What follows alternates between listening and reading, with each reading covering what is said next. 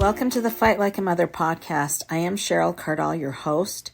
You have landed in a wonderful community where we give non-judgmental support for parents raising kids with mental health and other neurodiverse challenges.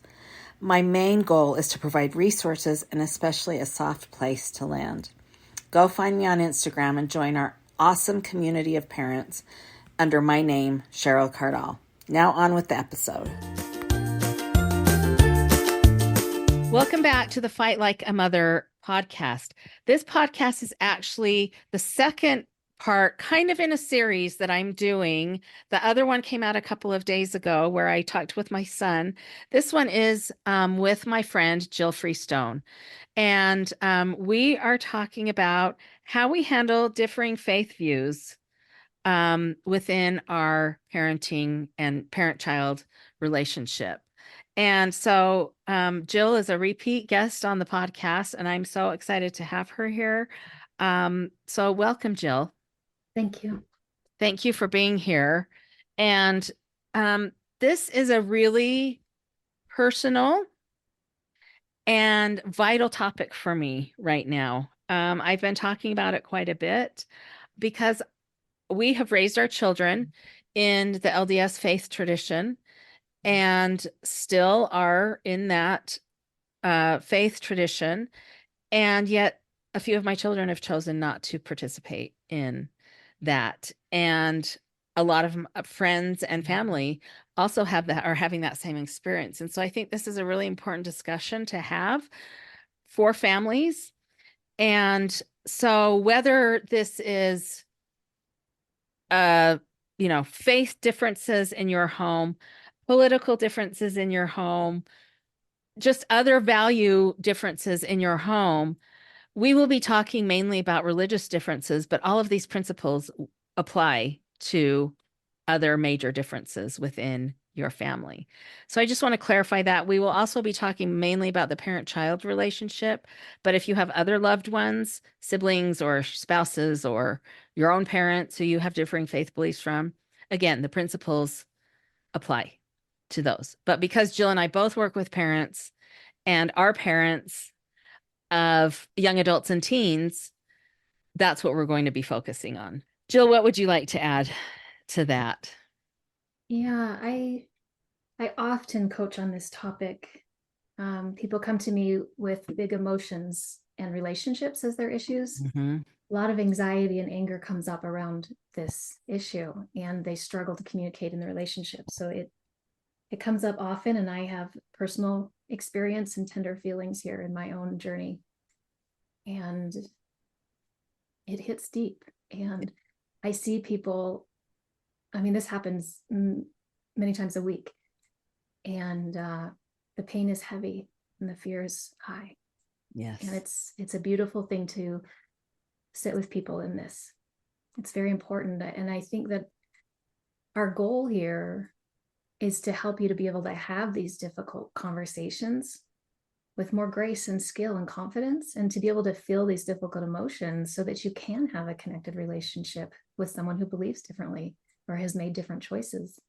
Yeah, our goal here is to improve relationships. It's not to change anyone. It's to improve those connections between you and your children. I think that's something that people come to me often saying, how can I fix this person? Right. How can I stop what they're doing? How can I stop what they're doing? Or how can I get them back to where they were when they believed? Yeah. And I understand that because that's kind of the knee-jerk reaction almost when your child comes to you and says, yeah, I don't believe this anymore. I'm out. There is a little bit of a panic and a fear, and well, then I have to do something about this. Yeah. I have to do something about this to fix it. And so our goal is to kind of help you come to yourself and come to a place where you can focus on that person, that child in front of you, rather than just focusing on the fear and the panic that comes. And no matter what age that child is, even if they're 20 40, exactly. they're still your child, and the fear can be strong for an elderly parent as well. Yes. Yes. And so, Jill, let's talk about, first of all, what is our job as a parent? That one is something that I often have to remind myself. We all Hmm. do, honestly, Absolutely. because the tendency is so strong as a parent, and maybe even stronger as a mother sometimes, to fix and save and to control. And Hmm. maybe it's because they came to us as this child who needed everything. I don't know. We were so programmed to just save them and control their environment, every little thing. But Yes. our job isn't to do that. Our job is to, keep them alive and to love them, Yeah. to nurture, to teach, to provide their needs, but not to control their Yeah. choices. The whole reason we came to earth was to grow and learn and become and to make choices. So, like, the Garden of Eden was set up like that on purpose for us to choose into this, to want it, to not be controlled Hmm. and forced. And Yeah. so, really believing and allowing our kids to make that choice, like God let us, to say, I'm choosing to learn. Like a child, like a baby, a toddler, falls down over and over again. And and we don't say, oh goodness, you're so bad at that. Stop it. Just quit falling over and like get up and just walk. Like, that sounds ridiculous, but that's how we feel that God is upset at us whenever we fall down, or that's how we sometimes feel with our children. Like, just do it the right way and Hmm. just do it. Quit messing up. Where every time the child pulls itself back up and pushes up, it develops the muscles actually required for walking. And that's what our falling down is. When we mess up, when we try something that doesn't work out, we are building muscle and strength. And that's why we're here. So, can we allow that to happen? I've said before, I believe in agency and free will and free choice. And then I had kids, Yeah, you totally. know, because it's way harder to allow that as a parent and see, like, we may think we can see the path that they're headed down and the things that might happen to them and the pain that's ahead and all of that. And so we're like, oh, wait, wait, wait, like you can choose, but not that way. So I'm pulling the rope back. And we double down on the control and the coercion, and sometimes it's manipulation Oh, because just we'll do anything. we'll do anything. And yet that's really not God's plan. And so it's hard to let go of that when, like you said, from the time they came to us, our job was to protect and to They provide for really did them need everything in the because beginning. they did need. And so it's hard to let go sometimes, especially when they're choosing differently than we had hoped. I really And look at our heavenly parents with awe in this, that they really let go of the reins there. And let us choose even to come to earth or not. yeah, it's That true. blows my mind. And all of the horrible things that are happening here that they're allowing. Hmm. Can you imagine the agony, of allowing? And that's our job, is to step up and be like our heavenly parents. Yeah. Oh. Yeah. It's not easy. Well, when we're these little mortals who are like, Yeah.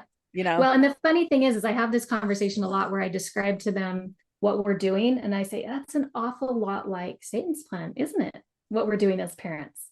Like, we're going to do everything we can to make sure they make it exactly safe and scathed free.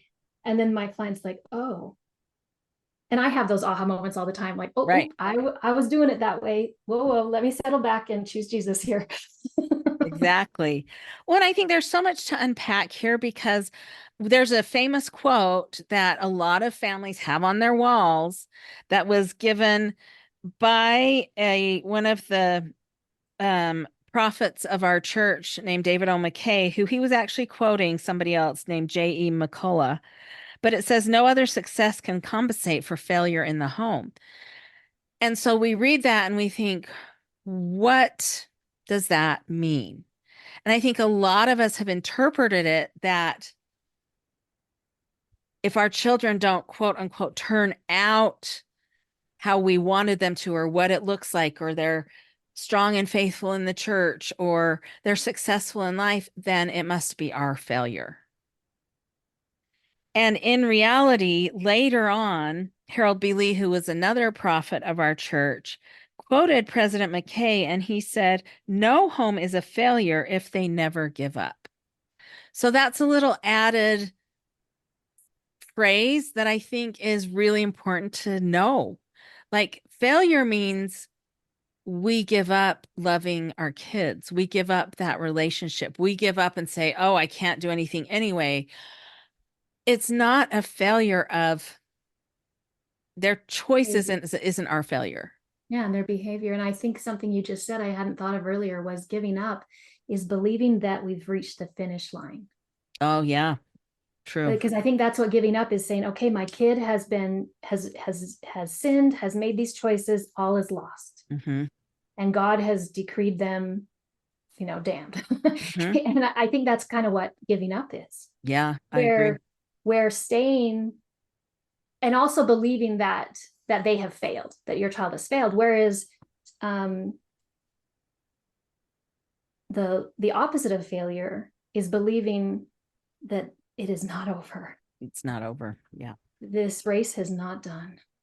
Well, I saw somebody say that change and improvement happens at a glacial speed, because we know glaciers grow slowly, and so sometimes I think we think like, well, change has to happen right away, or else, like you said, they are damned for eternity. And really, like, if we can expand that, I think sometimes our mortal minds can't comprehend eternity. We can't. There's just no way.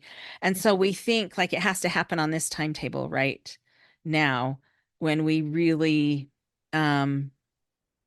there's a lot more time. Life is long, eternity is longer. Yeah, what I'm hearing as you say that is this timeline, and this, how long do we really have? And Mm-hmm. what do we have to do before we die? And when is this judgment? And when are we stuck in certain kingdoms? And I think that's an important thing for us to talk about, that we have fear when we think that the timeline is very short. That's very scary. And then we tend to go into control mode, and we tend to remove agency. And I have people who have this type of relationship with Heavenly Father directly, and they're scared of Heavenly Father. Literally, they're so constantly afraid that he's disappointed and wants to punish them. And I think being able to shift their belief into this loving, grace-filled, merciful relationship with Jesus and their heavenly parents was the first step for them to be able to allow their children that same mercy. Because it's really hard to do that if you think your God is Mm-hmm. mad at you too. Mm-hmm. Mm-hmm. And that's a difficult thing to switch to. But I think that's the first thing is, do you have a fear-based, shame-based relationship with your own Heavenly Father? Or do you believe that they are offering you infinite grace and love and And agency opportunities forever to fall down, keep and get falling up? down. And I also think, like, just me saying that, these opportunities to fall down, I think sometimes that kind of mindset with our kids making these choices is also not healthy. Like, oh, well, my kids have messed up over and over and over again, when really they're just on their own journey. Yeah. And Yeah. that leads to fear, like, oh my gosh, they're messing up so much. They're messing up. They're messing up. And our kids feel that perception from us. They feel that Yeah, that's when they feel perspective. like a failure Uh-huh. instead of Mm-hmm. somebody who's learning through falling. Yeah. Falling down, getting up, falling down, getting up. Because guess what? I do it too. Oh, tons. Constantly falling down, getting up, falling down, getting up, especially in these um, challenging relationships as when kids become teens and young adults. Man, it's a challenge to know what our role is there. Um, I think But that it's, concept of infinity, like eternal, infinite grace and eternal progression, is an important one that we wonder, like, do we mhm, really have that long, or is it just this life? mhm. I think we talked about the most recent talk by Elder Kieran and how he beautifully described this. It really resonated with so many. Yes. I Yes. really, really loved some of those quotes. Would you like to share some of those? Sure. He says, God is in relentless pursuit of you. He wants all of his children to choose to return to him, and he employs every possible measure to bring you back. Everything about the Father's plan for his beloved children is designed to bring everyone home. Eh, Relentless, Relentless. relentless pursuit. That just, and everyone. Like, that's clear. All of his children home. And the second one is I won't read the whole thing, but he says he does not put up roadblock blocks and barriers, he removes them. He does not keep you out, he welcomes you in. And so I think if we can adopt kind of that expansive view of God and heaven, it can help us like shift our fear and scarcity kind of about God into grace and love. And I'm not saying we shouldn't feel that fear and panic. Like those are difficult emotions to work through.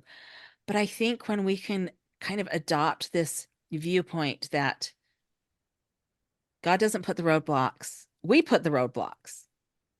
We're Yeah. the ones that put the roadblocks there. He removes them. He wants Yeah. us all home. I think sometimes we think, well, not my child or not me. And this other quote, he said, he wants to make it possible for every last one to receive the end goal. Because some of us were like, well, it's okay, I'll just be in the celestial kingdom. But it says the end goal of eternal life with them. None is excluded from this divine potential. And then it says, if you are prone to worry, and he's speaking Hmm. to all of us, Yeah. that you'll never measure up, or that the loving reach of Christ's infinite atonement mercifully covers everyone else but you or your child, you misunderstand.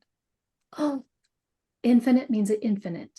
Infinite covers you and those you love. Like, can we put that on the wall and really, Hmm. really, Hmm. really ask if we believe it?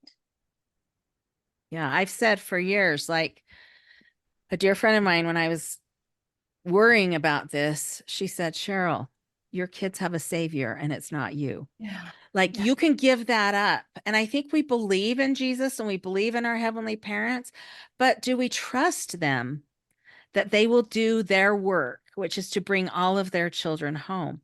Yes. And I have learned over the last few years that I can trust them. Yeah. And I don't have to worry about saving my children. Like that's not my job. Yeah, coming back to your job isn't to control and save and put them on that specific path. Yeah. It's to do what Jesus does, is to be with us and love us Hmm. and catch us Hmm. when we need holding. Hmm. When what you said something earlier, and maybe we'll get to that maybe in a little bit, but maybe we can even just talk about it now, is that Jesus didn't come to remove our challenges and our difficulties. What did he come for? He came to be with us in those. He Yeah. came to succor us, which succor means to nurture, to support, to stand by us, not to take away that pain and those worries. Yeah, Jesus chose to experience being a human to understand us, Yeah. not just mentally, not just logically, but in all the aspects of Mm-hmm. humanity, so that he could support us, like really get us. And he's not coming here to try and take away our pain, like magic wand, like, praying for the atonement to take away this pain or to take away my child's suffering or my suffering. It's so that he can sit right next to us with his arm around us and cry with us, Because he gets it. because he weeps with us. Right. And he's there to give us that enabling, supporting, holding, strengthening power. And I think what holds people back from really believing this is that they fear that there's a timeline. Like we said earlier, that we think the Mhm. finish line has already been declared. And I think there's been different teachings that make us maybe assume that or misunderstand it. But I think it's important to know that this quote is referencing a letter from the Office of the First Presidency that will cite this in the notes, that says that the church leadership has officially declared that the question of eternal progression and movement through the kingdoms is not a resolved point of doctrine. It's not resolved. And so there is no official doctrine on eternal progression. So if you look from the beginning, there's quotes that we'll list, but from the beginning, Joseph Smith and Brigham Young, and throughout time, there's so many that have said, yes, you can move through kingdoms, you can progress, and internally that God's arms are going to be open and helping you. God is not going to say, sorry, I give up on Sorry, you desire this, but yeah, sorry. nope, you're the loser. Yeah. And I have some fun with my clients there when we imagine it, because they're sitting there shaking in fear, literally. And they say, okay, well, die today. Imagine this meetup with your dear father in heaven. And he's just like, sorry, you didn't do this, and you didn't read your scriptures on that day. And man, you drank that coffee, and you even murdered. Sorry. I mean, like I joke about it because it's so real to us. The pain is so real. But then when we actually think about it, like, oh, wait, that's not the God I believe in. Right. I believe God's going to put the arm around me and say, how are we going to move through this? How can I love you through this? So I think it's important to just really, really think about who is this God. Like Joseph Smith said, we need to understand the characteristics of Jesus and of our God. Yeah. Trust When that. you had written a question, we have some notes here that we had chatted about earlier, is when and where does God's compassion and grace end? It doesn't. And I think we think that there's a finite amount of it, that, oh, I've already used up all my grace, or my child has used up all the grace because of all these poor choices that have been made. And it Yeah, and this doesn't. doesn't mean that God's just going to say, "Oh, you don't have to learn and grow. We'll just automatically put you in heaven." Like some religions just believe that's what grace is. Like I see this as sitting next to each other, just like you would with the child who wants to learn to ride a bike, and you're going to sit there and support them until they get it, even if it's when they're 13. Like you're not giving up on this kid. You're going to help them all the way through it. And God might say, hey, I understand this mental illness you had, and I understand the trauma and the abuse you went through. I get it. And I'm gonna be with you all the way until you are healed and you have grown. Like, There's something else that we have on here, and I think it's important to address, is that when we can see behaviors and choices as wounds rather than sins, I think it changes everything. That Jesus came as the master healer. And why do we need the master healer? Not because we're broken and sinful, but because we are wounded, and we get wounded in this difficult mortal life. And I think when we can shift that perspective on behaviors and choices that people make, it allows us to come to them with such compassion and grace ourselves, rather than condemnation and judgment. yeah, like that saying that hurt people hurt people. Wounded people are wounded and they need salve from the atonement, and they do wound others, but they themselves are still wounded as they hurt others. And that's what I meant. Like God's going to say, hey, you were wounded. Let's heal that wound, and then Yes. let's work on your actions. Yes. Like Yes. let's fill that up.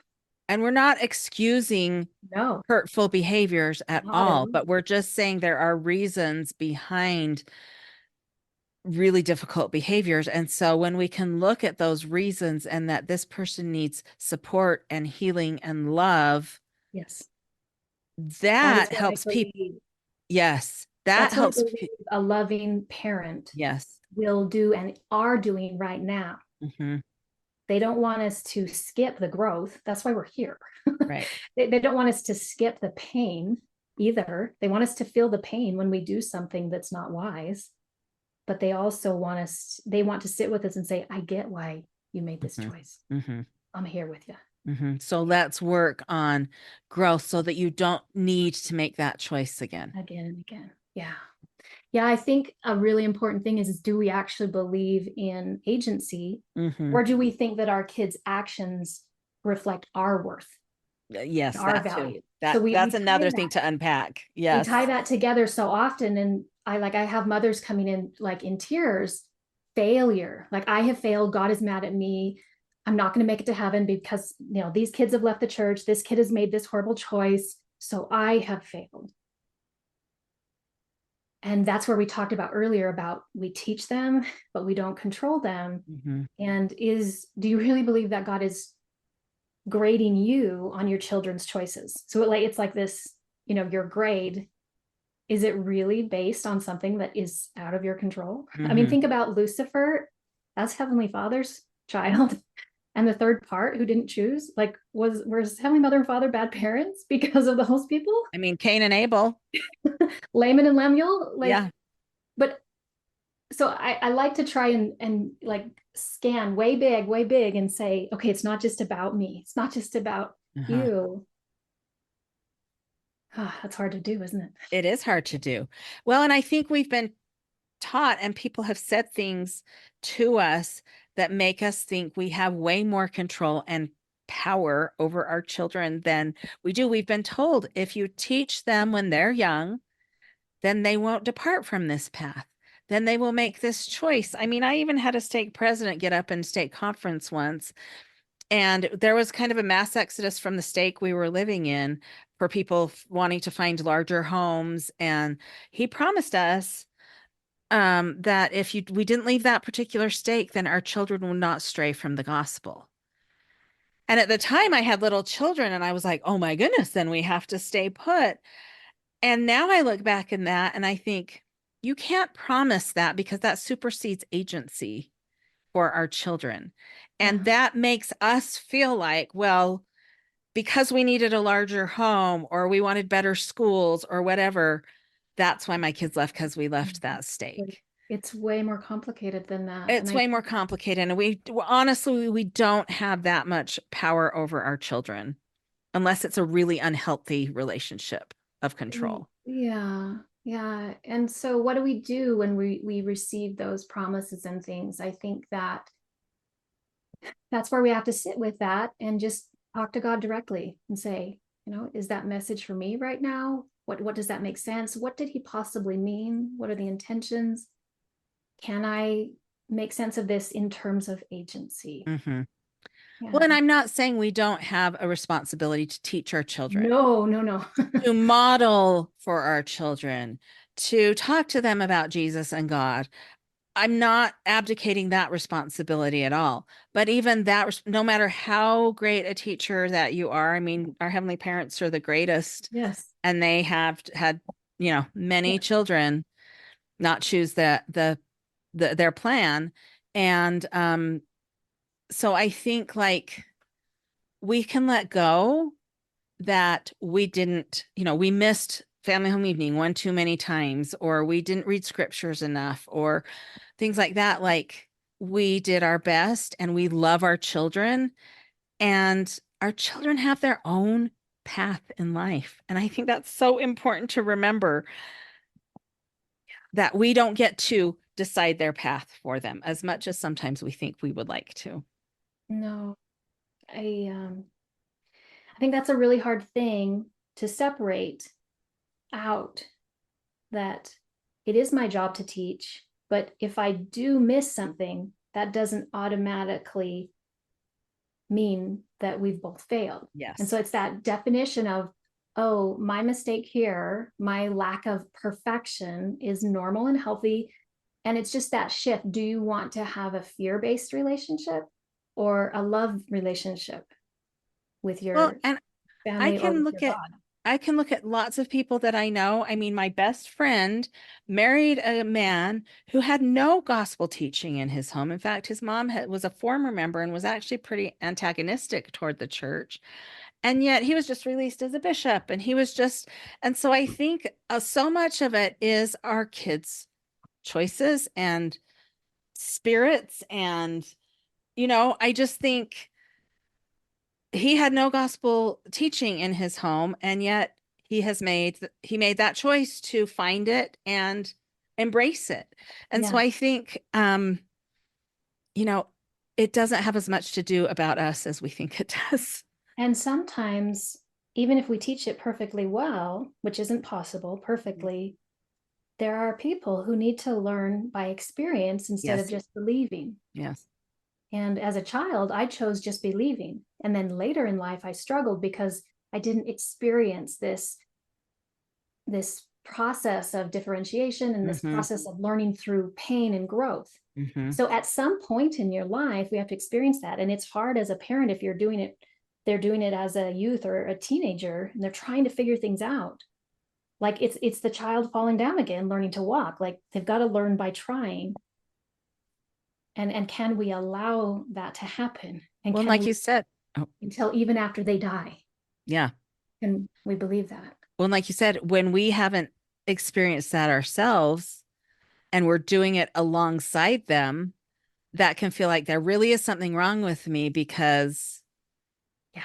I keep falling down and getting up, and I'm questioning things that I've always believed, and I'm struggling with my faith. And so what does that say about me Yeah. too? Yeah. So, okay, let's talk about is having hope that our kids will return to the gospel path, can it be damaging? It depends on how you're behaving with that hope and where you're placing that hope.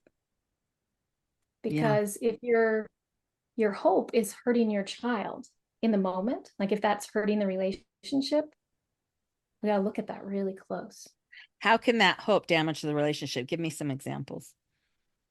So if you're constantly saying things to them like, it'll be great when, we'll all Mhm. be happy when, or it's okay if you do this, this, and this, because I know you'll eventually come back. Mhm.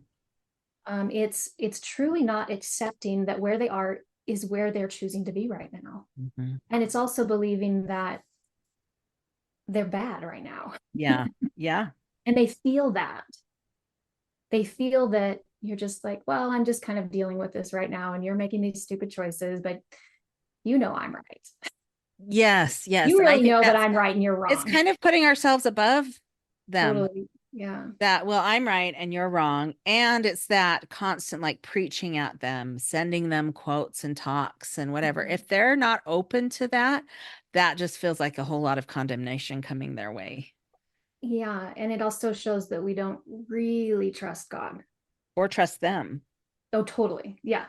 Like that we don't believe that God has them though, and that Yeah. we don't trust that they can learn through struggle. Mm-hmm. Because what if they really do need to struggle? What if they really do need to go through a harder path than maybe you did? Or what if struggling actually makes them come back and be way stronger than if they never did? Like we do not know. So we when we think we know better, we're wrong. Well, and something just came to me. I think that sometimes some of that like constant feeling like I have to teach them, I have to preach to them, I have to send them these things. That stems from our own fear that we didn't do it well enough. And so now we have to do it. We have to panic and we have to do it. And we have to hold on to that control because we're so worried that we didn't do it well enough in the first place. Yeah, I think So, it comes back to if you're following all the commandments and you're going to the temple, you're doing all these things, but your children feel judged by you. They feel that you don't think they're good. Will they want to be with you in mm, heaven? mm-hmm, Will you actually be in the celestial kingdom? I don't think so, because you're judging and your children and you're not having a loving, compassionate relationship with them like Jesus sees them. And well, and that if sounds we, kind of harsh, but I think it's really important for us to mhm, think that when we think we're better than anyone, we're not there. it's true. And if we truly believe that families are forever and that family is the most important, like that relationship is what we've got to focus on. Because, like you said, will they want to be with us? If that's the goal, then focusing on the relationship right here, right now, in the present moment is the most important thing we can do. Yeah, I've seen so many families do this really well, Mhm. and I've seen more families do it poorly. But saying to them, like literally in your face over and over again, I choose you right now. Even if you are the opposite political view, even if I think that's nuts, I still choose you. Yes. I want to be with you. I want to hear what you think. Tell me about, this other religion you're going to. Tell me about this crazy music that I think is horrible. But but I'm trying to understand you and why you are And you. I want you. Like you said, I Yeah. choose you right here, right And now, and even if say we that believe completely verbally and differently. show it with your actions, Mhm. that even if I die and you're still in this place, I still believe in eternity, Mhm. that I want to be excited to see you again, and instead of you being scared to see me. And That's yeah, you want them to be excited to see, that, and that we can honestly welcome them with open arms. But that starts every time they come to our house. if they want to come. If they want to come, if we open our arms and I'm so happy to see you, and it's not with a caveat of if you believe like I do, if you choose the things I choose, if you don't do these things, if you don't drink or Yeah, smoke or whatever. No, I love having you here regardless of that. Now we can have boundaries for dangerous sure, behaviors and sure. things And like we can that too. say, hey, this is challenging for me. We can be Hmm. open about it. Hmm. Yeah. And I also think, and we talked about this in a little bit in the podcast with my son, is that you can have boundaries about things that don't feel right to talk about with them. Like my son and I have very open discussions. And yet there was a point where I was like, you know what, this feels like it's crossing my boundaries a little bit. I Mhm. need to leave this as a topic we don't talk about right Yeah. now. And he was like, okay. And so I think like we can do this in a healthy way.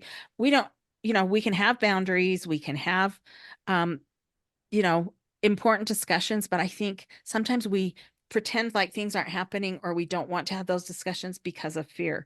Like, what if their current beliefs threaten mine? Yeah. And Yeah. And I think that's a really important. I mean, we can go there now or shift later, but just knowing how to have difficult conversations, knowing what to do with the emotions in the moment. And I think what helps with those things is also believing that this differentiation that they're going through is actually a normal developmental yes, process. yes, Instead of thinking my kid, is freaking out either in their teens or like their midlife crisis, they're totally losing it. Like no, like I said, I went through this late in life, and at some point, differentiating from your parents, from other things, and like figuring out you as an independent person is an important step. yeah. Will you define differentiation? Because some people may not really know what that Yeah, is. yeah.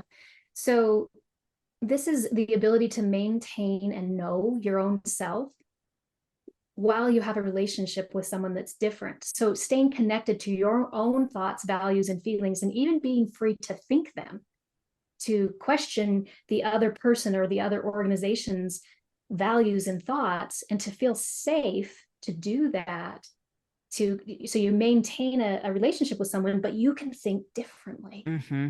Mm-hmm. And that's really challenging Yeah, to do. it And is. God actually wants us to do that. We talked about that with the Garden of Eden and the council in heaven. Like God wants us to think. That's what agency is.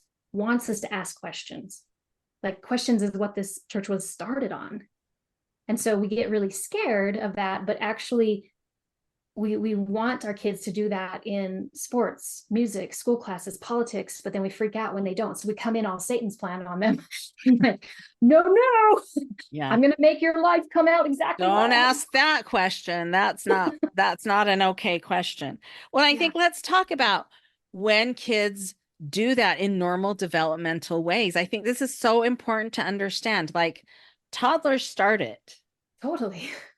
The no, No, screaming no I at us and, I agree. looking at us and us telling them, don't you dare do that. And Yeah, they stick their finger in the plug anyway. yeah. They've got Um, to learn by experience. Yes, that is them trying to like separate. They start to realize that they're a separate individual Uh-huh. Which is than we are. essential. Yes, it's essential, and it can be challenging for parents because Totally is. And it's a scary part of parenting because they literally need to push against our boundaries to find out where they end. And Mhm. that's where sometimes it's hard to actually hold one really strong. Yeah, And they'll keep pushing. And it's good to have that disagreement, that friction. And it's they learn. vital to their Yeah. development. They learn like, oh, you really are going to say no to this thing. And Uh-huh. okay, that actually helps me feel safe. It's like putting a little safety fence there and they find out where all the boundaries are. Like that's Right. the first thing our kitten did when we got a kitten to our yard, went around to all the edges trying to find where they can escape and we block them all up and then it finally relaxed. Mhm. And that's what we need to allow our kids to do. Yeah. Yeah. The second time they do that, I've always said that teens and toddlers are Yeah, just totally. teens are just larger versions of toddlers that you And maybe can't. that's midlife as well. Yeah, midlife as well. And yeah, I mean young adulthood too, let's be honest. Totally. They're trying to Because now they're doing it differentiate. outside of your house. Like the Uh-huh. second thing of Hmm. like, will I still do that even though mom and dad aren't actually in the room Yeah. watching? Right.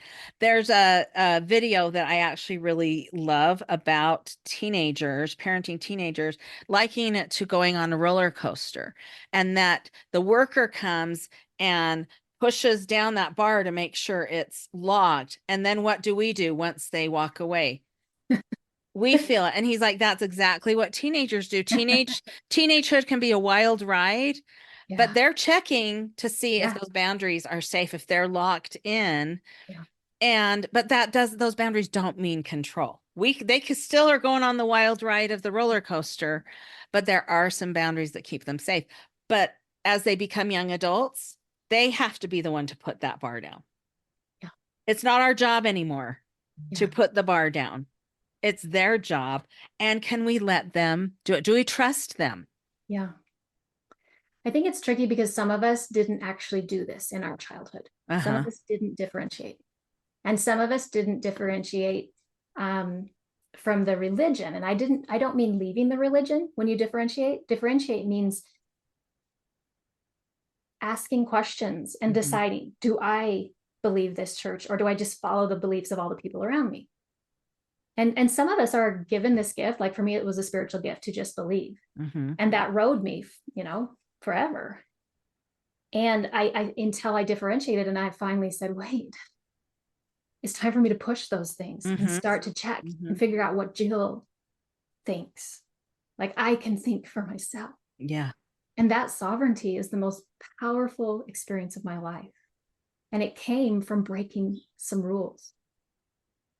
And God telling me, literally, I heard a voice telling me to break some religious rules because that was important for my health and my sanity. And I think that's fascinating that learning to make choices for yourself is essential. Yes. Absolutely. Or who are we? We're just Uh-huh. like the blindly following. We have no brain, no Mhm. heart, no faith. Mhm. Like faith is choosing to believe, not just, yes, ma'am, yes, ma'am. Well, and I was talking to my son and I told him, I said, I actually admire your integrity because he doesn't feel at this point that it is living his values to stay in the church currently Yeah, due to various reasons. yeah, And I have to admire that type of integrity that this doesn't feel right to me anymore. And so I think it's okay that he doesn't feel the same that I do. yeah. And have to admire him for making that choice and thinking. He's a very deep thinker. Mhm. And can we get to the point with our kids where we're like, this doesn't feel right to them anymore? They are seeking out things that feel peaceful and comforting to them. Mhm. And can we believe that, like we said, can we trust them? Can we believe that they will find the path that's right for them? Yeah.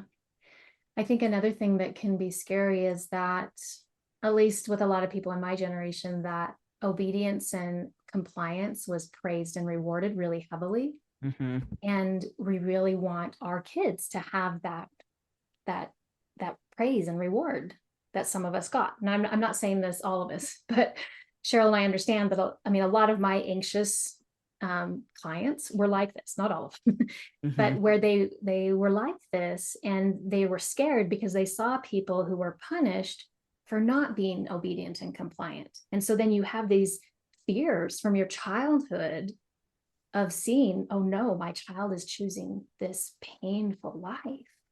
So we have to look at our own wounds and our own beliefs that we have. And, are we projecting this on our kids? Are we trying to relive our childhood joys and disappointments through them? Can we really differentiate and allow them to be different for us and experience this in a unique way? That's hard work to do. It is hard work to do, but it's vital work to do, especially if we want to have this deep connected relationship with our kids. Totally. It is absolutely vital. So, should we move on to like, what does teaching from fear look like? Yeah. And I think the most important thing there is just to come back to Jesus all the time. Yeah. Like, he called out the Pharisees. That's the only time he was calling anything out, when people were erring on the letter of the law and focusing on the rules and lists. And I love when the woman at the well, I mean, and maybe you can share this, you said that so beautifully, what he did when he saw her. When he saw her, he said, he called out that she'd had 5 husbands. And I saw somewhere that he wasn't condemning her, he was identifying her pain. Because women at that time she did not have the ability to end a marriage when it was bad. She did not have, so these men had all left her behind. And so he wasn't condemning her. He was identifying that this must have been a very painful journey for her. And I love that shift in perspective, because it's what he does to all the people he came upon who were wounded and struggling. And he said, I know you and I know what you're going through. Yes. I'm connecting with you. And that's what we want to do with our kids. We want to connect like that. Yeah. And I love what it says here in our notes, that if it doesn't feel like love to them, then it doesn't matter what we think we're doing.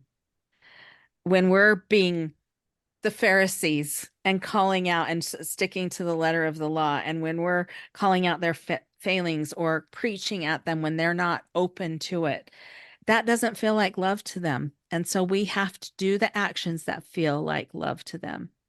And that's so hard, because what feels like love to us may not feel like love to them. Because I hear people say this often, that, well, the most loving thing I can do is just testify of my testimony in this moment.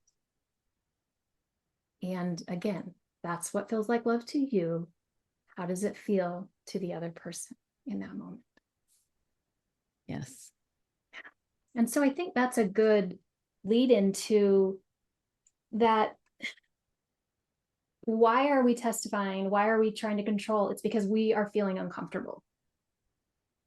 And so when we feel uncomfortable, to me, that's a stop sign, just a pause. As soon as you're feeling an uncomfortable emotion, instead of trying to skip over it, trying to make it go away, trying to avoid it, is just pause.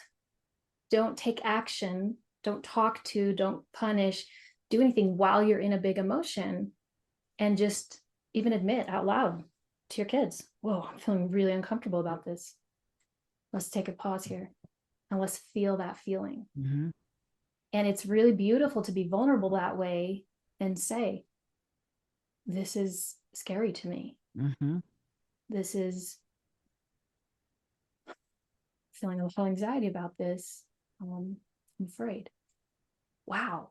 Like, how connecting is that, to be able to admit your fear instead of just trying to, control the chess pieces and saying, well, I know it's true. I know it's true. You must know it's true. It's just to step back and say, I am scared. I'm feeling something.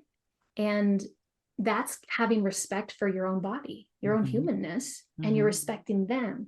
And sometimes when we can't even say that, like what I just said, takes a lot of emotional intelligence skills. But if you pause and you just kind of hold up your hand and you walk away without speaking because you're afraid what you're going to vomit, being able to walk away actually holds higher respect for yourself and for them, because you're not being the way you don't want to be.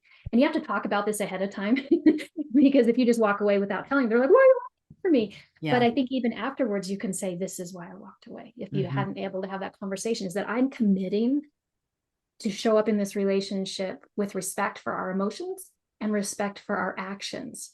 And so that capacity to communicate and say, hey, wait, what kind of conversation do you want right now? Do you want me to just sit here and not say anything? Would you like me to hold you? Would you like us to walk together? Do you want to throw things together? Because we're feeling feelings. And when we're feeling feelings, it's not time to talk. Yes. Yes. And so we're gonna stop the communication. We're gonna stop the thinking, and we're just gonna feel. How do we want to feel this? What are we gonna do while we feel this feeling? And we're gonna pause the actions and the communication, and we're gonna respect our emotions. And then we're gonna come back. And then when your brains are back online, when the emotions have settled down, then you're gonna say, what kind of conversation do we want? Do you still want me to just sit here? Do you want me to just validate, like, wow, that's so hard. I can't believe you're feeling that. I can see why, even though I totally disagree with you, I can see why you're feeling that. Like, I want to try and get you. I want to try to understand what it's like to be in your shoes. Or do you want me to just kind of reassure you that things are going to be okay? Would you like just some reassurance? Or do you want some help problem solving and fixing this? Those are three totally different types of conversations. And when we can be vulnerable enough to ask what type of conversation they're ready for and when they want it. He's like, yeah, maybe I want type 2, but in 2 days. Yeah. And we're able to be that honest and say, hey, yeah, let's work through this feeling for a while.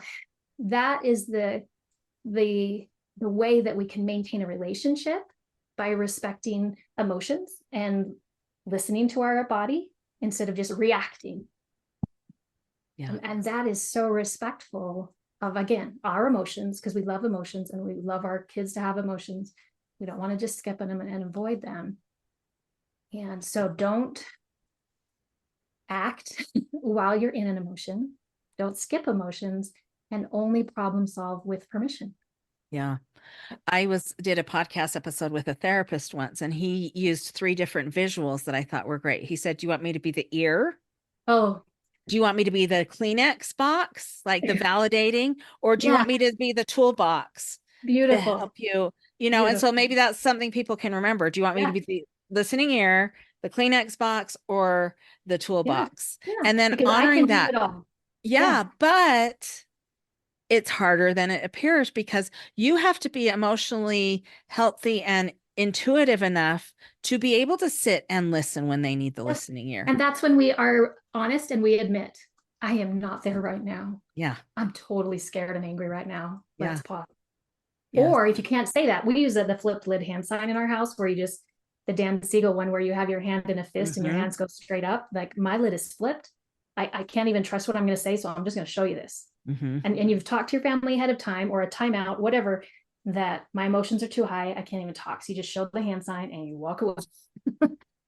Because that's respect. Yes. Yes. And so if you're not there, that you can't hear the different beliefs or the different ideas that they have, or that they are needing to have a conversation with you, like, this hurt me. This belief hurts me. We have to get to a point where we can actually be able to hold space for that.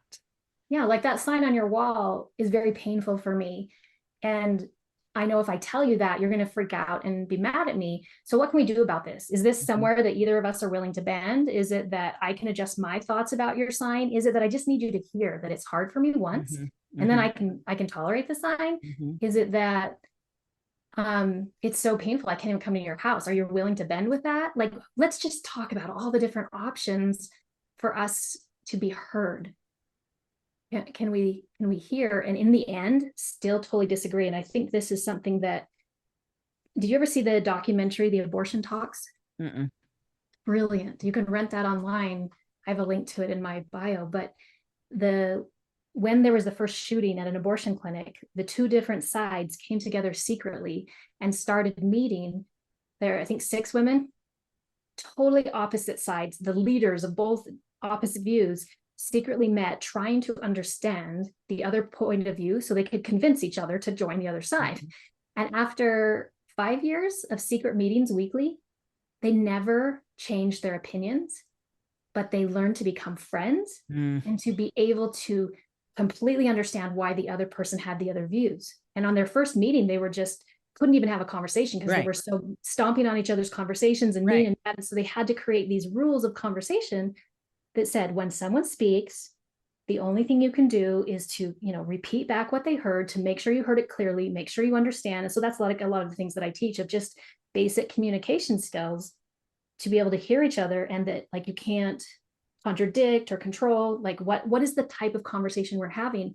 And like if they could do it over something that's so heated, like that is such a heated topic and very religious too. Mm-hmm. Like can we model that it's okay and actually wise to have conversations with people that completely think differently, and it rises emotions in us? How do we do that? Because that's the way to create a beautiful relationship. And they became dear friends, and they'd have to pretend they didn't know each other in public, and then they'd go out for ice cream secretly. And I love that, because I don't know that there's a more heated topic no, than abortion. no, And yet they didn't have to change each other's minds to be friends. yeah, And how much more important is it within our family and within our homes to create that kind of connection with our children? I remember Georgia Anderson one time when I was chatting with her about parenting. She said conflict is one of the best ways to create connection. And I was like, whoa. I mean, it just blew my mind, but it's absolutely true. And I have found it in my own family that when we can listen and validate, and we don't have to even change our beliefs, we understand them so much better. And there's mutual respect there. It really does create this deep connection you probably can't have any other way. because it's true vulnerability. Yes. And that's why I often teach that the moments of big emotion are your biggest opportunities for connection. Hmm. Because if you can truly be vulnerable enough to admit when you are in a big emotion and model that in front of your kids, that's the first thing that I had to work on when I was totally causing all the problems in my house with my reactivity and my big emotions, is that when I shifted and started to be willing to admit what I'm doing, to apologize, to feel my feelings, to pause, it allowed others to do the same and to Hmm. shift their behavior. And that's such a beautiful thing, that in the moment when your child is feeling a big emotion, they're vulnerable. And when you react to them in those other ways, that hurts even more than if you're like, hey, I see why you're feeling this way. It's okay. Let's be angry together. That makes sense. Hmm. Anger's beautiful. And like you said about your son, like I can see why he's upset with those things in the church. Hmm. Makes sense. We can come to different decisions about our actions, but go integrity. Hmm. Yes. And so I think instead of looking at the conflict as something to be scared of, we look at it as a way to connect, Mhm. and as a way to, like you said, be vulnerable. Those are scary conversations. It's scary to admit to our children that I can see why you struggle with that in the church, because maybe we feel like it's going against what we believe Yeah. or against what we've been taught or something like that. But really, it's just saying, I see you. Yeah. I see why this is hurtful to you. I'm willing to step into your shoes enough, Hmm. even if I don't totally agree. Hmm. I can see you thinking and feeling this way. Hmm. And it's not giving up Mm-mm. anything of ours. We can still hold that. But also, I have found when I am willing to do that, it expands my beliefs in God and Heavenly Parent. Yes, such It a big expands my expansion of faith. It expands my vision of what it's all about, instead of yeah. shrinking it. Because I think sometimes the natural tendency can be like, I have to hold on tighter. Like it can actually shrink your faith, but really the opportunity is that it can help us see God in a different way. Yeah, and it also helps me love more people. Yes. When I am parenting from fear, when I'm afraid of God, when I'm trying to do everything exactly perfect, then I'm judging the other people that I see messing up too. And when I step back and say, I don't know what they're dealing with, they're working through this. I know I'm dealing with things and I'm doing the best I can. Mm-hmm. It's the compassion for ourselves. It starts with us having that compassion for ourselves. Like, okay, I am feeling panicky and fearful and angry about these choices and these belief systems my children are having. Why am I feeling that way? And like covering ourselves in that compassion and grace. Like, I'm human. Yeah. I'm worried about my child. I have so much love for this child that I am worried about what Yeah. path, and I want to listen to this child. We need to also bring in that your children may make some really bad choices. When I Yeah. say bad, that are harmful, that are going to put them, in jail or on drugs or have a pregnancy or something that is really going to be painful for them. And, I have some parents like, hurry, talk to this kid so they won't make this decision. And we have these discussions. Like sometimes I have a parent and a teen or a parent and an adult child on the same call, and we're trying to work through this. And we realize that this child or young adult is not going to change their mind. Mm-hmm. And so that's when we have to step back. Well, we don't have to, we could choose. If we want the relationship, we step back and say, okay, this is happening. Am I going to show up angry and scared and mad all the time and telling them they're wrong? Or am I going to preserve this relationship and then just no, this is going to be hard. Mm-hmm. It isn't what I want. It's going to be hard. And so also there's that part of choosing how to show up, but then there's the other part of it's okay for you to grieve and be angry at them and to be scared and to not want it to be this way. So let's work through that. Mm-hmm. Let's feel that, but you don't have to feel it on them. Yes. Like you Yes. don't have to push all of that out of your Yes. mouth and your actions onto them. Let's do that on your own therapy, and Uh-huh. let's do that on your own time. And it's still okay to say, hey, this is hard for me, but I'm choosing you. Like it's okay to admit that, because I think that's even bigger for them to see that you're not just like everything's okay, that you're in jail. I'm fine with it. Like we don't want that either. Well, and they know. Totally. They totally know that you don't think it's okay for them to be in jail. I have to tell you about this woman that's one of my heroes. Has a son who made some really poor choices and ended up in a trial, you know, got some pretty significant jail time, and who was sitting right behind him in every step of the way was Mm, mom.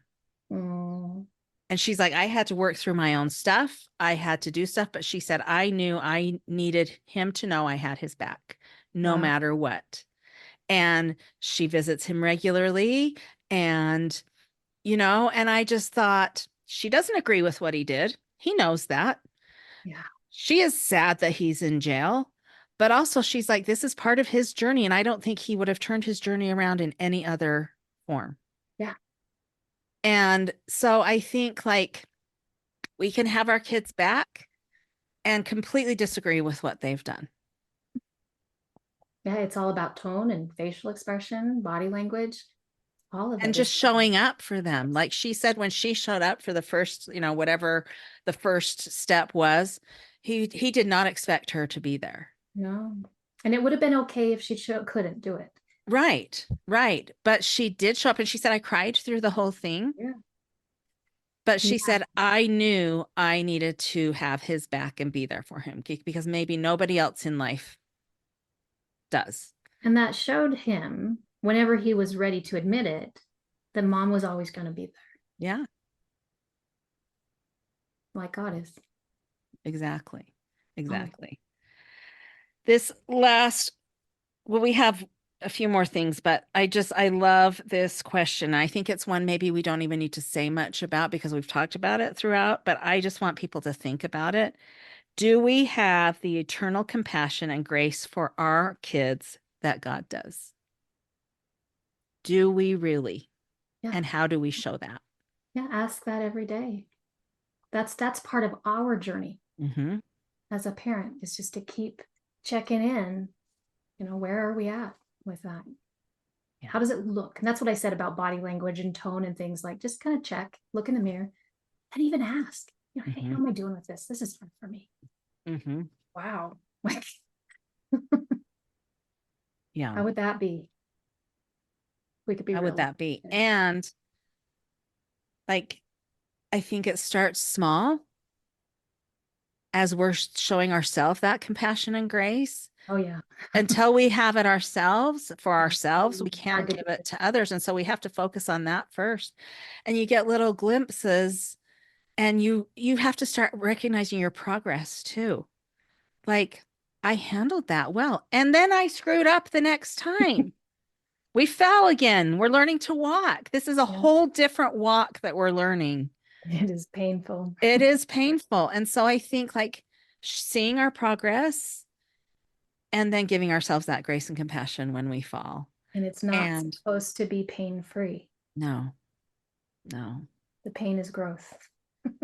But along with the pain, the love and compassion can grow too, if we are in that space. This is such a beautiful, beautiful thing. Thank you for this conversation.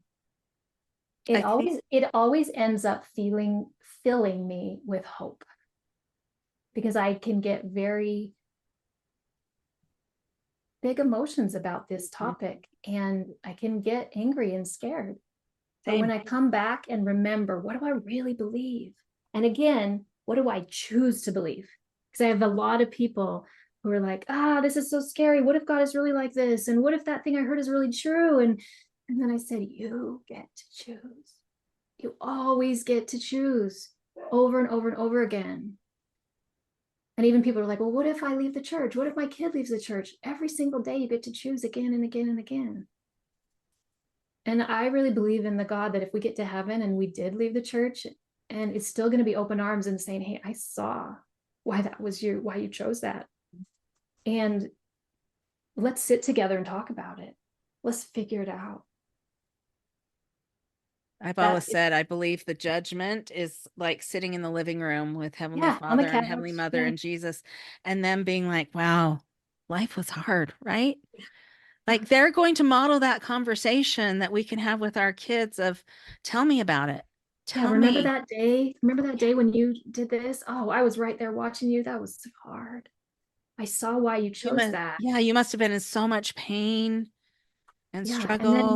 And then struggle. they would say, hey, are you ready to learn this next thing? Yeah, Ready? Or you just still need some more time? We're here for you. yeah. Oh, making me cry just thinking It about it it because truly is what keeps me going. And sometimes I imagine that I'm on a hike with them, because that's what I like to do. And mhm, we're just walking together and we're having these beautiful, deep conversations, and they're helping me grow, helping me be brave to change, because that's what it's all about. yeah. And It's not check box. becoming that person that we've always meant to be. Yeah. We're always meant to be. And they're not So going to say, you didn't do it soon enough. it's it's like, hey, how do I love you a little more? How do I help you see you as I see yeah. you? And I think that's the thing with our kids. Like, how do we love them a little bit better every single day? How do we show them more compassion and grace? Like Even you when said, they're choosing poorly, even yeah. when they're choosing to believe differently. How do I show myself grace when I don't choose very wisely either? Yes. That's how. Yes. Well, Jill, this was really beautiful. And thank you so much. I think this is a vital conversation to have because our kids' generation are pushing boundaries even more so than any And other aren't we proud generation. of them? And how are we going to choose to respond? That's the question. How are we going to choose to respond? We get to decide. We get to choose. And if we chose differently yesterday, we can choose differently tomorrow. Again and again and again. Yes. Well, thank you. I will list those quotes and things in the show notes and go follow Jill on Instagram and Same. If you're not already following Cheryl, there's wisdom there. your podcast is Jill or your website is Jill Freestone Coaching, right? Just .com. jillfreestone.com. Just jillfreestone.com. Okay. The Instagram is Jill Freestone Coaching. Okay. So go follow Jill. She has incredible wisdom to share. Thank you. Thank you. Okay. Bye-bye.